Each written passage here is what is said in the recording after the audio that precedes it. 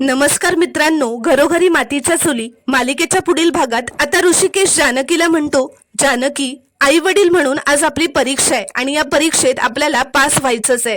तर जानकी म्हणते, आणि मला खात्री आहे ही परीक्षा आपण नक्की पार करू.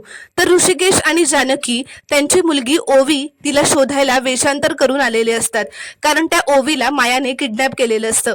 ओवीला मायाने किडनॅप करून एका ठिकाणी ठेवलेलं असतं. जानकी आणि ऋषिकेश ओवीला ठेवलेल्या ठिकाणी पोहोचतात. त्यांची चाहूल आता मायाला लागते, म्हणून ती ओवीला दुसरीकडे घेऊन जाते. आणि आता जानकी आणि ऋषिकेश तिच्या दारापर्यंत पोहोचलेले असतात, जिथे मायाने ओवीला लपवलेलं असतं. जानकी ऋषिकेशला म्हणते, मला वाटतं ओवी इथेच आहे. तर आता जानकी ऋषिकेश तिथे पोहोचलेत हे मायाला कळताच मायाने ओवीला मारण्यासाठी एक मोठा चाकू काढलेला असतो. ते बघून आता ओवी खूपच घाबरते. तर प्रेक्षकांनो, पुढील भागात काय होणार हे पाहणं खूपच रोमांचक ठरणार आहे. ते पाहण्यासाठी चॅनलला प्लीज सबस्क्राईब करा आणि व्हिडिओला एक लाईक नक्की करा.